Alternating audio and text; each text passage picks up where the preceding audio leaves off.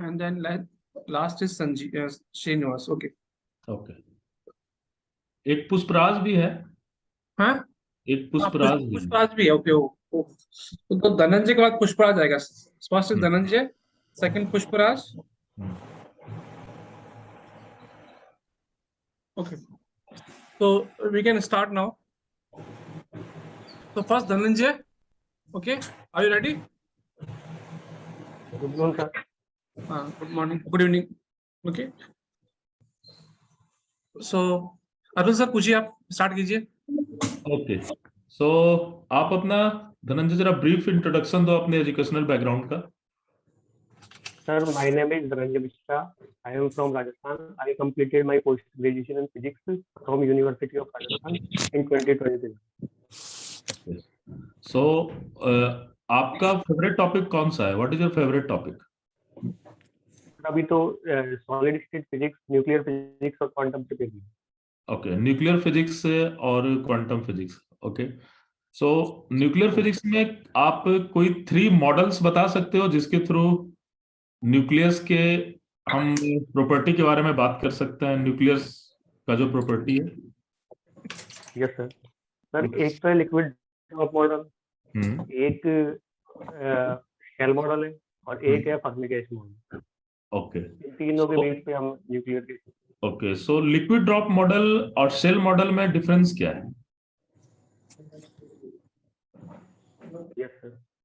Sir, liquid drop model में तो जो न्यूक्लियस है उसको हम एक मतलब लिक्विड ड्रॉप से कंपेयर करके मानते हैं। अब जब लिक्विड ड्रॉप मॉडल से शेल मॉडल की स्टडी की गई तो क्या था कि इसमें हम मैजिक नंबर की वो एक्सप्लेन करने में फेल हो गए।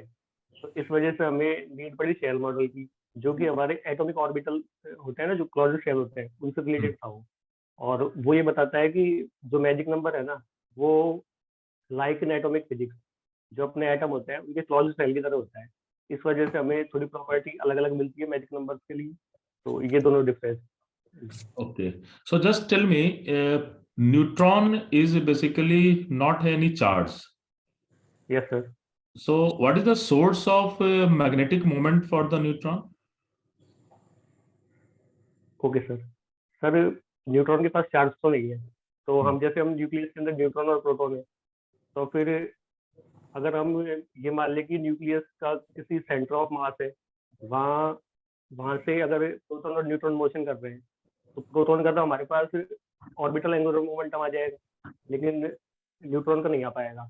तो न्यूट्रॉन के लिए हम ऐसे बोल सकते हैं कि न्यूट्रॉन के पास क्वार्क कंपोजिशन होता है।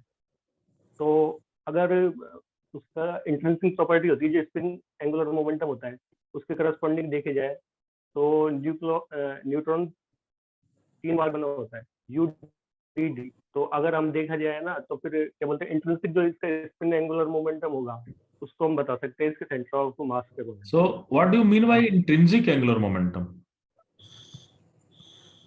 So how mathematically you can differentiate about intrinsic angular momentum and extrinsic angular momentum? Sir extrinsic तो किसी रेफरेंस पॉइंट के अबाउट होता है, और इंट्रिंसिक उसकी इंट्रिंसिक प्रॉपर्टी होती है जो मतलब उस पार्टिकल के अंदर ही बनेगी। क्लियर नहीं है, आई थिंक यू शुड और थोड़ा सा डीप में कुछ जा सकते हो।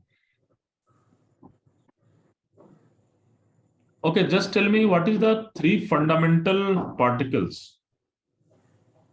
Okay sir. What are the different fundamental particles? Not only 3.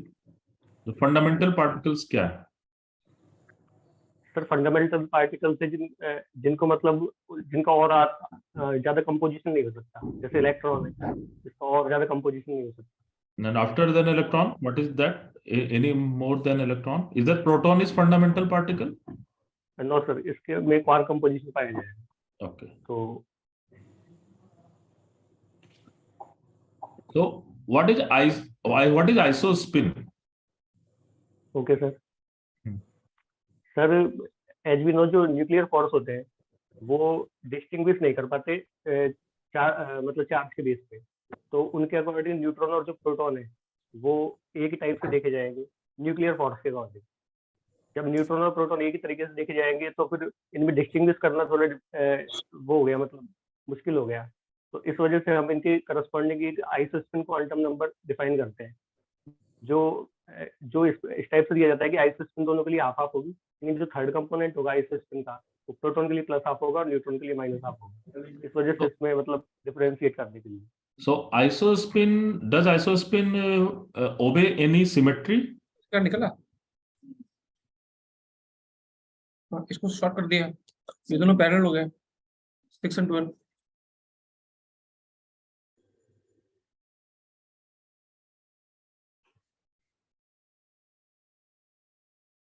Anyway, do you know about